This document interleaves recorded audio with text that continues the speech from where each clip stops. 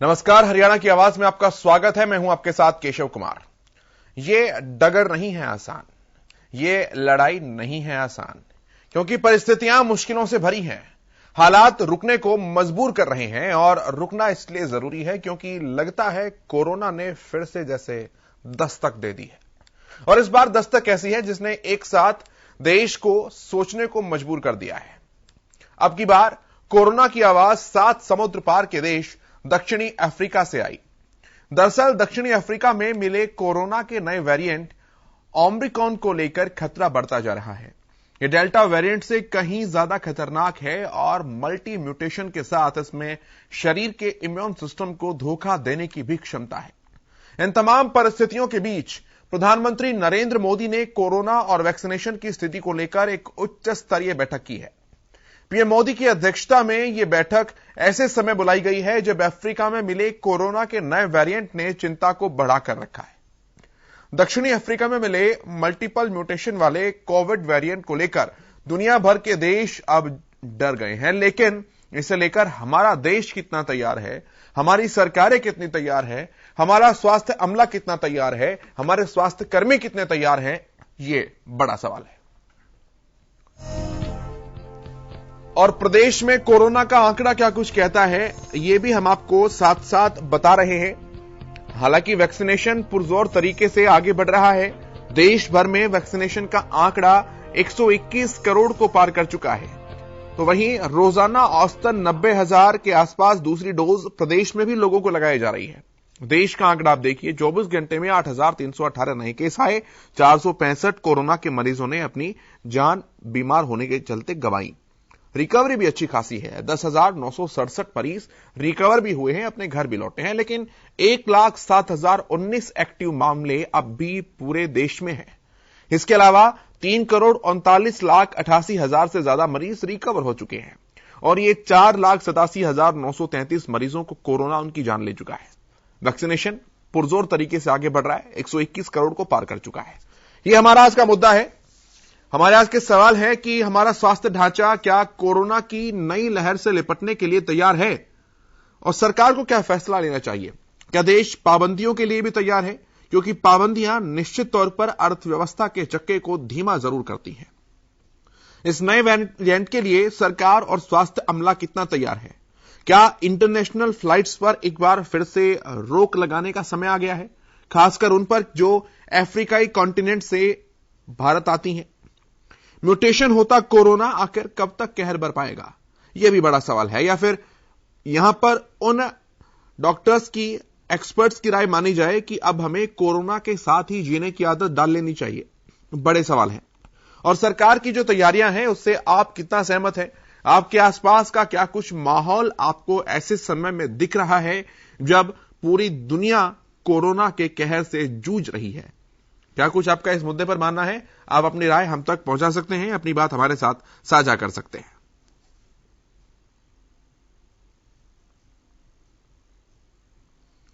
हमारी television lines आपके लिए खुली हैं, हमारी टेलीफोन लाइंस आपके लिए खुली हैं।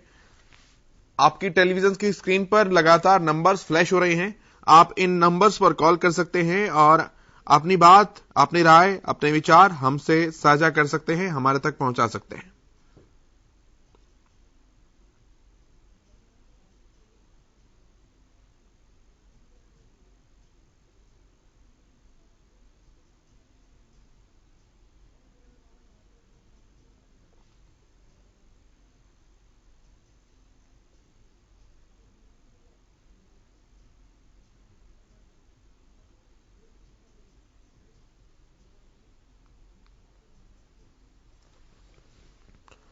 हमारा स्वास्थ्य ढांचा आखिरकार कितना तैयार है।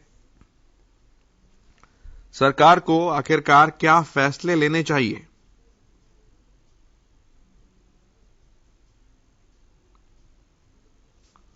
क्या नया वेरिएंट एक बार फिर से कहर बरपाने को आमादा है।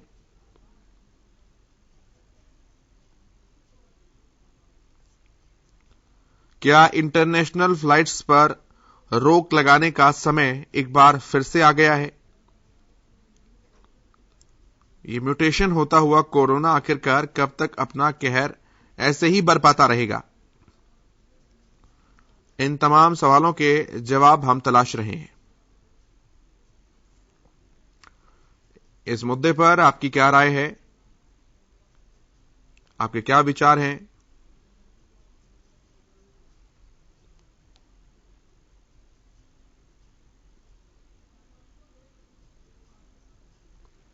आप हम तक जरूर पहुंचा सकते हैं।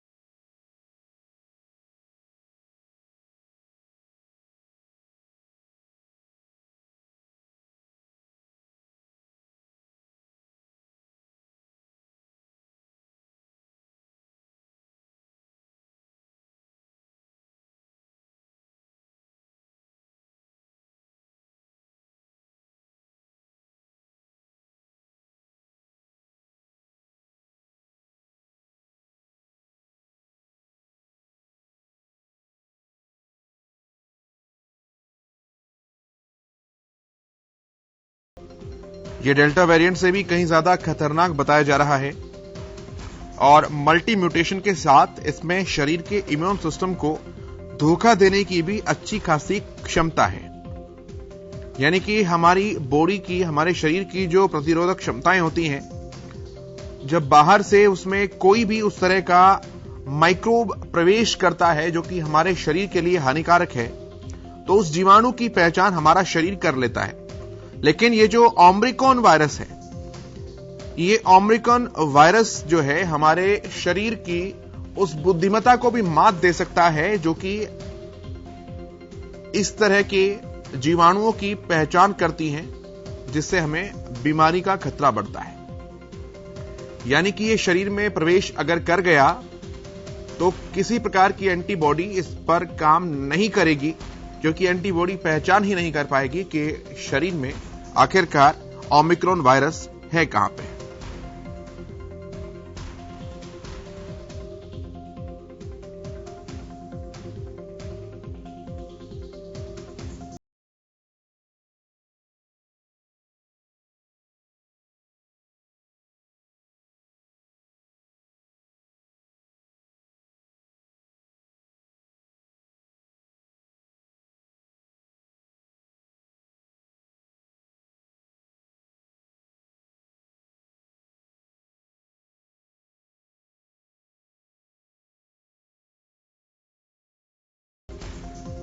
इन तमाम परिस्थितियों के बीच प्रधानमंत्री नरेंद्र मोदी ने कोरोना और वैक्सीनेशन की स्थिति को लेकर एक उच्च स्तरीय बैठक भी की है। पीएम मोदी की अध्यक्षता में यह बैठक ऐसे समय पर बुलाई गई है जब अफ्रीका में मिले कोरोना के नए वेरिएंट ने चिंता बढ़ा दी है। एक कॉलर ज्वाला प्रसाद जी हमारे साथ जुड़े हैं, उनसे बात करते हैं। ज्वाला प्रसाद जी, बहुत स्वागत है आपका। कोरोना की स्थितियों को लेकर क्या कुछ आपका मानना है सर, क्योंकि एक नया वेरिएंट जो है वो अफ्रीकी देशों के अंदर आ चुका है। जी जी जी, नमस्कार सर, बहुत बहुत साधुवाद है जी आपको और आपकी संपूर्ण हरियाणा न्यूज टीम परिवार को हमारी नागा बाबा पूर्णानंद मंगलानंद सेवा समिति नंदगांव की तरफ से, और साथ साथ श्रोताओं का भी हृदय साधुवाद, शुक्रिया, धन्यवाद। हम ये कहना चाह रहे हैं जी, जिस तरह से ये जो बीमारियां नई नई तरह की सुनने में आ रही है, इसका मूल कारण पे हमें जाना होगा। क्योंकि हम जो पहले हमारे ऋषि मुनि जो संस्कृति में जैसे हमें जीते थे, वो संस्कृति को हमने छोड़ करके एक ऐशो आराम की संस्कृति, हर जगह एसी लगा हुआ है, गाड़ी में देखिए, बंगला में देखिए, फ्लैट में देखिए, और तो और क्या, जहां भी जाते हैं वहां एसी एसी है। और प्राकृतिक एसी को छोड़ करके हम कृत्रिम एसी में जा रहे हैं, तो शरीर के साथ हम जो खिलवाड़ कर रहे हैं, तो समझ लो कुछ ना कुछ तो होने वाला है, मिस हैपनिंग होना लाजमी है। और जिसने भी प्राकृतिक के साथ खिलवाड़ किया है, प्राकृतिक चीजों को छोड़ा है, उन्होंने अंजाम बहुत फोर्थविद एक्शन उनके ऊपर आया है। क्योंकि हमारे ऋषि मुनि साधारण सी कुटिया में रहते थे, साधारण खाना खाते थे, बैठकर खाना खाते थे। और आज भी बाबा मंगलान जी, पूर्णानंद जी के आश्रम में जाकर देखना, जो ऋषि मुनि जो भोजन करते थे, वही भोजन, करोड़ों की संपत्ति आश्रम में, लेकिन एक साधारण जीवन जी रहे हैं महात्मा जी। नहीं तो ओमकारगिरी जी के सानिध्य में जो आश्रम चल रहा है। ज्वाला जी, सरकार की जो तैयारियां हैं, स्वास्थ्य विभाग कितना तैयार है, आप उस पर कुछ बोलना चाहते हैं तो? जी जी, हम ये बोलना चाह रहे हैं जी, स्वास्थ्य विभाग पूरी तरह अलर्ट है। सबसे पहले तो राजा के ऊपर डिपेंड होता है, राजा हमारा धर्मात्मा है, तो हमें चिंता करने की जरूरत नहीं है। 125 करोड़ जो जनता है, उनको किसी प्रकार की चिंता करने की जरूरत नहीं है। हेल्थ मिनिस्टर भी बहुत ही एक एक सेकंड की पल की जो खबर होती है 125 करोड़ की जनता की, वो बने हुए हैं। लेकिन उससे पहले मोदी जी ख्याल रखे हुए हैं 125 करोड़ जनता का। और मोदी जी ने एक टीकाकरण का अभियान एक पूरे विश्व में एक एग्जाम्पल उदाहरण पेश किया है कि इतना बड़ा टीकाकरण भारत देश में, और कितनी बड़ी लहर आ जाए भारत देश के ऊपर। ये ऋषि मुनियों की संस्कृति है। धीरे धीरे हम वापस वहीं पे लौट रहे हैं जहां ने अंग्रेजों को हमारी संस्कृति को लुप्त कर दिया था। और आज एक राजीव दीक्षित नहीं है, 125 करोड़ राजीव दीक्षित पैदा हो चुके हैं लगभग। ठीक है सर, बहुत धन्यवाद आपका इन तमाम बातचीत और जानकारी के लिए। ज्वाला प्रसाद जी, बहुत धन्यवाद आपका। एक कॉलर सूरज भान जी हमारे साथ जुड़े हैं। सूरज भान जी, बहुत स्वागत है आपका, अपनी बात रख सकते हैं आप। नमस्कार सर जी। नमस्कार। ये जी जो चुनाव यूपी का नजदीक आएगा, ये नए वेरिएंट बताएंगे। अभी तो ये एक बताया, 3-4 और बताना है इनको। ये अपने काम सुचारू रूप से चलाएंगे, जनता के काम को ये रोकेंगे। अच्छी तरह से स्कूल बच्चे जाने लग गए हैं, सारी जिंदगी पटरी पे आ गई है। ये जुमले बोलेंगे, जनता इकट्ठी करेंगे और भय फैलाएंगे। इनका यही उद्देश्य है जी। यूपी चुनाव जब तक संपन्न नहीं हो जाता देश के लिए, ये सबसे खतरनाक वेरिएंट ये है जी। जी धन्यवाद, बहुत धन्यवाद सर आपका अपने विचार साझा करने के लिए।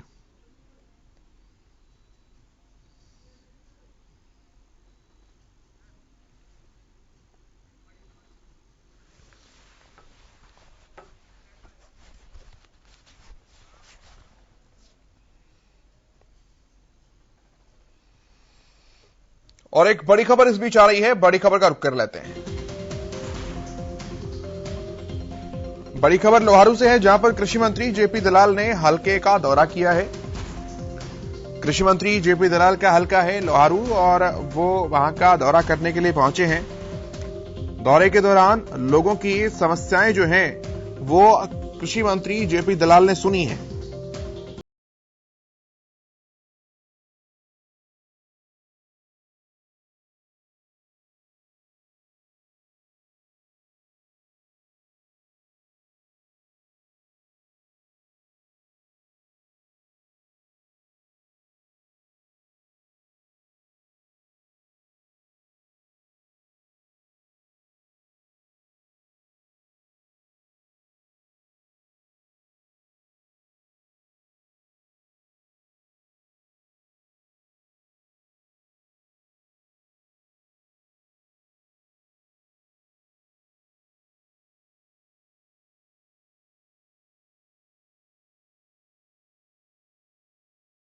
तो आपको बताएं, किसान आंदोलन का 1 साल पूरा हो गया है। कृषि मंत्री ने कहा कि लोकतंत्र में समस्याएं आती हैं और उन समस्याओं का समाधान भी होता है, और सरकार के इन बिल वापसी लेने के फैसले को उन्होंने समाधान बताया है। इसके अलावा कृषि मंत्री ने कहा कि किसानों के नाम पर राजनीति ना करें। किसानों के लिए बीजेपी जितना किसी ने नहीं किया, यह बात भी कृषि मंत्री जेपी दलाल ने कही है।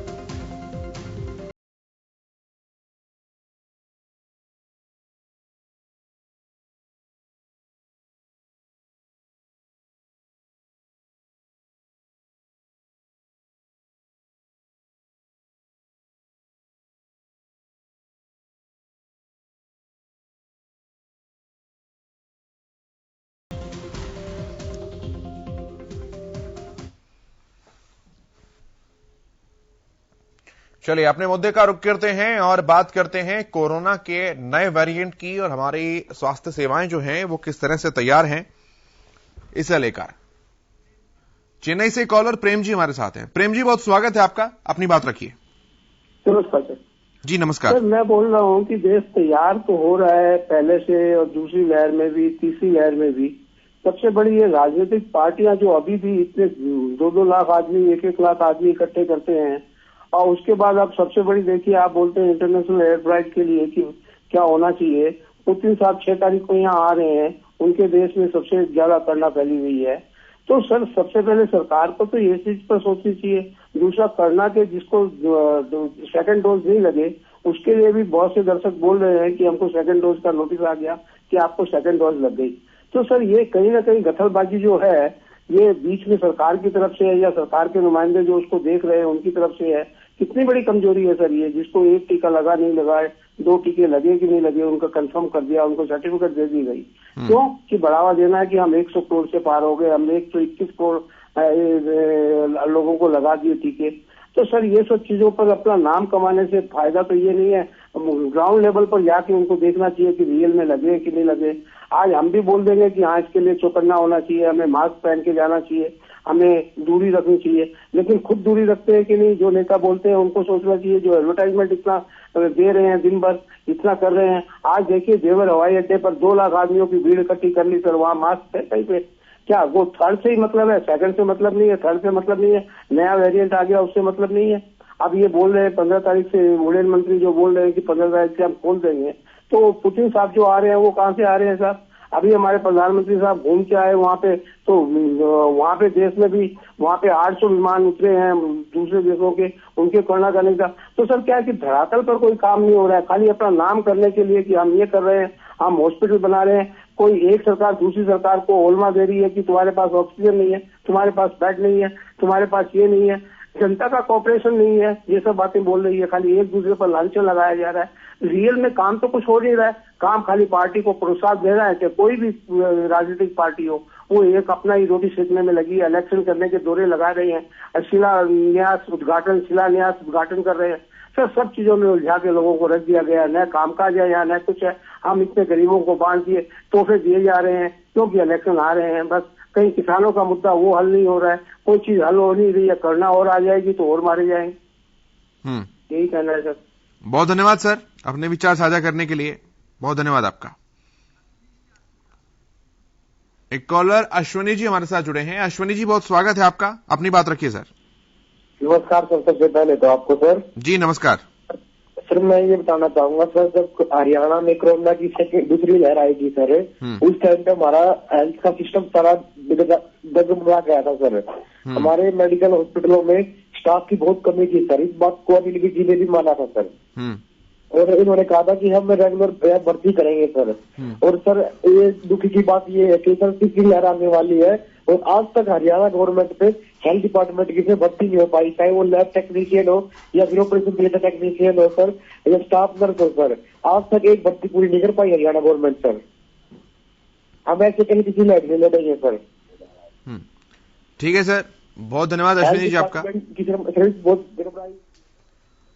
जी बहुत धन्यवाद आपका अश्विनी जी, अपने विचार साझा करने के लिए, अपनी बात पहुंचाने के लिए। और आपका क्या मानना है इस मुद्दे पर? कोरोना को लेकर क्या कुछ स्थिति अब बन सकती है?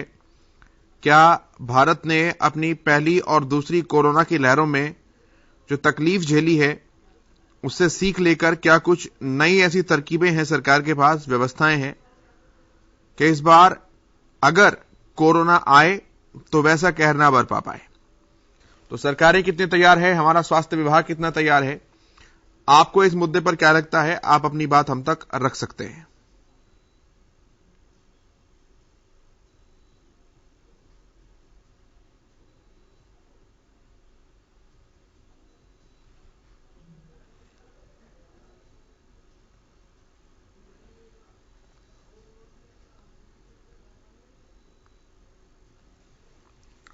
दक्षिण अफ्रीका में मिले कोरोना के नए वेरिएंट ओमिक्रॉन को लेकर अब खतरा लगातार बढ़ता जा रहा है।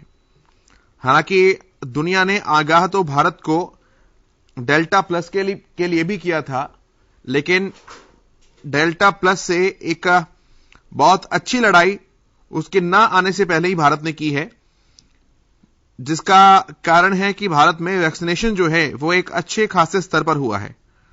और क्या यही तैयारी, यही जागरूकता, यही गंभीरता हम ओमिक्रॉन जो कि नया वायरस है, नया वेरिएंट है, उसे लेकर भी दिखा पाएंगे?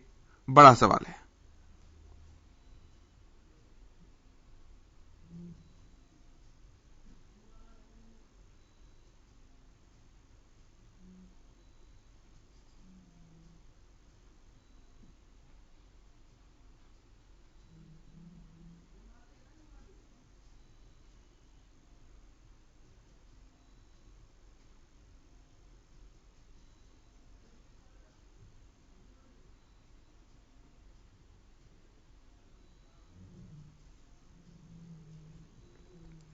तो इस मुद्दे पर क्या कुछ आपका मानना है, क्या कुछ आपकी राय है? आप अपने विचार हमारे साथ जरूर साझा कर सकते हैं।